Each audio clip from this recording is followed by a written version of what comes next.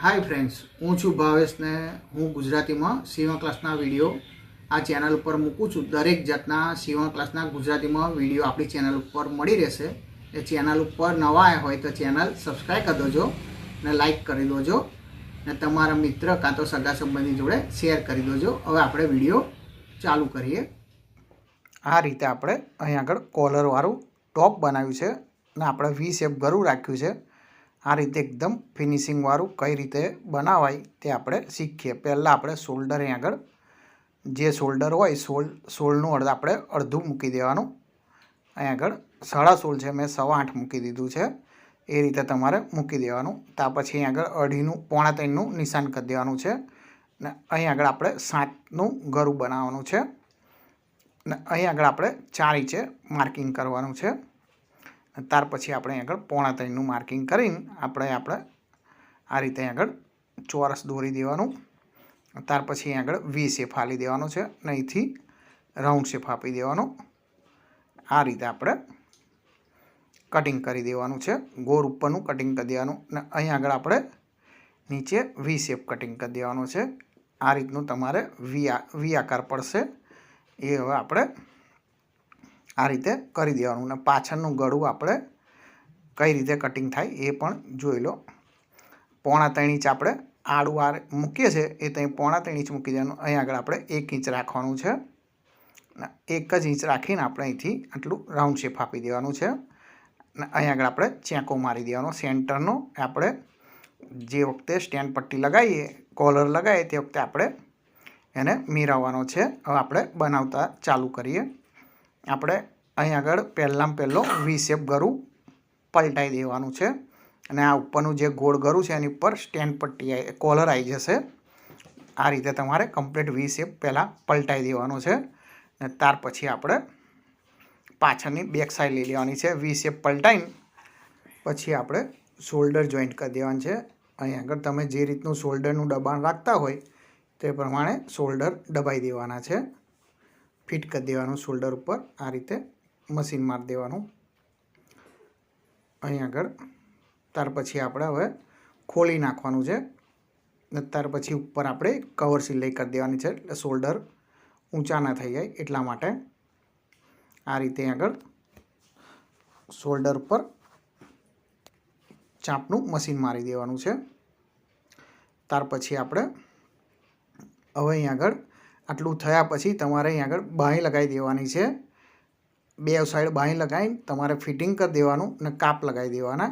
આપણા કમ્પ્લીટ બાંય લગાવી દીધી, ફિટિંગ બી કરી દીધું। આ રીતે તમારે આખું ટોપ તૈયાર કરી દેવાનું। પછી લાસ્ટમાં તમારે બનાવવાનું છે। ત્યાર પછી આ રીતે આપણે આગળ ડબલ કરી દેવાનું છે। તમારે ગળું ડબલ કરી દેવાનું ને આટલું આપણે કેનવાસ લઈ લેવાનું છે।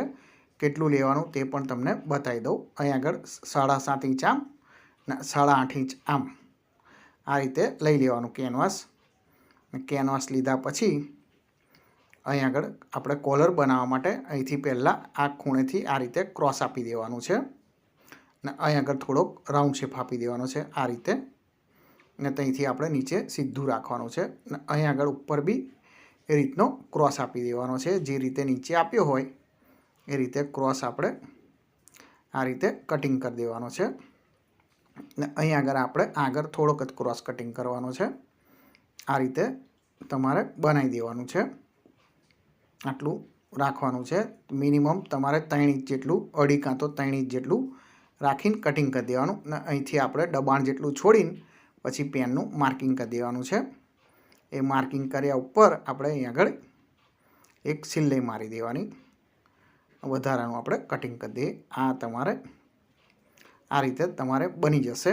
અહીં આપણે વચ્ચે સાંધો ચીરી નાખવાનો છે એટલે અંદર જાડું થાય નહીં એટલા માટે આ રીતે તમારે બનાવી દેવાનું છે। 2.5 કાં તો પોણા 3 इंच જેટલું રાખીને આ રીતે કટિંગ કરી દેવાનું છે કોલર માટે ને ત્યાર પછી એના માપનું કાપડ લઈ લેવાનું છે। એના માપથી થોડુંક વધારે રાખીને કાપડ લેવાનું છે। એક પહેલાં સિંગલ પડ લેવાનું છે, ડબલ નથી લેવાનું। આ રીતે લઈ લેવાનું ને ત્યાર પછી આપણે અહીં આગળ મૂકી દેવાનું આ રીતે ને પહેલી આપણે નીચેની આ રીતે કિનારી વારી દેવાની છે એક સાઈડની। ત્યાર પછી ઉપર આપણે કવર કરવાનું છે તે તમને બતાવું. પહેલાં આપણે અહીં આગળ આખામાં આ રીતે નીચેની સાઈડ સિંગલ કિનારી ખાલી એકદમ કાચી ધાર વારવાની છે, પાકું કરવાની નથી. આ રીતે તમારે વારી દેવાની. વધારાનું આપણે વાર્યા પછી વધારાનું કટિંગ કરી દેવાનું. આ આપણે કમ્પ્લીટ કટિંગ થઈ ગયું. હવે આપણે બીજું એક એ રીતનું પડખું લઈ લેવાનું છે. એની ઉપર આપણે છતું મૂકવાનું છે. નીચેનું પડખું તમારે છતું રાખવાનું છે પલટાવવા માટે. હવે આપણે અહીંથી ધાર ઉપરથી અહીં આગળ ચાપનું મશીન મારવાનું છે. એકદમ ધારીનું મશીન મારશો તો પણ ચાલશે. આ રીતે ધાર ઉપરનું મશીન મારી દેવાનું. ને ચેનલ ઉપર નવા આવ્યા હોય તો ચેનલ સબસ્ક્રાઈબ કરી દેજો. ગુજરાતીમાં આપણે સીવણ ક્લાસના આવા વિડીયો લાવતા રહે છે અને આપણી ચેનલ ઉપર દરેક જાતના તમને વિડીયો મળી રહેશે. આ રીતે તમારે 3 ખૂણે મારી દેવાનું છે. આપણે જે નીચે કાચી ધાર વારી હતી એ જગ્યા ઉપર નથી મારવાની સિલાઈ, ખાલી ઉપર જ ને 2 સાઈડ ઉપર જ મારી દેવાની. ત્યાર પછી આ રીતે ચેંકા મારી દેવાના છે. ત્યાર પછી આ ખૂણો કટિંગ કરી દેવાના. આ 2 સાઈડ ખૂણા કટિંગ કરી દેવાના ને એને આ રીતે ખૂણા પહેલાં કાઢી લેવાના છે. પેન વચ્ચે અણિયાવાળી વસ્તુથી એ ખૂણા તમારે કમ્પ્લીટ 2 ખૂણા બહાર કાઢી લેવાના. ત્યાર પછી આપણે ઉપર ધારીનું મશીન મારી દેવાનું છે. આ રીતે તમારે કર્યા પછી એકદમ કિનારી ઉપર આ રીતે કાપડ થોડું સેટ કરી દેવાનું. જે સાંધો હોય તે કમ્પ્લીટ અંદર આવી જાય એ પ્રમાણે સેટ કરીને મશીન મારી દેવાનું. આ રીતે તમારે પલટાઈ ગયું. હવે ત્યાર પછી અહીં આગળ ચાપની સિલાઈ જેટલું મશીનને રાખીને કાપડ વધારાનું આપણે કટિંગ કરી દેવાનું. નહીંથી આ રીતે આપણે ડબલ કરી દેવાનું ને અહીં આગળ આપણે ચેંકો મારી દેવાનો. આ રીતે તમારે કોલર બનીને તૈયાર થઈ ગયો. આ રીતે જ તમારે કોલર બનાવવાનો છે. આપણે સળંગ એક જોઈન્ટ જ કોલર રાખ્યો છે. આપણે 2 ભાગ કર્યા નથી, એક જ આપણે કોલરમાં આવી જશે. હવે આપણે અહીં આગળ નીચે ઊંધું મૂકી દેવાનું છે ને ઉપર આપણે આ ખૂણેથી મૂકીને મશીન મારવાનું ચાલુ કરી દેવાનું. પહેલાં આપણે આઘું પાછું કરીને મશીન પછી આપણે અહીં આગળ ચાપનું જ મશીન મારવાનું છે. વધારે મારવા નથી ને ઊંધાની મહીથી જ મારતું આવવાનું છે. છતાંમાં નથી મારવાનું. આપણે અંદરનો ભાગ હોય ત્યાંથી જ આપણે આ રીતે મારવાનું છે.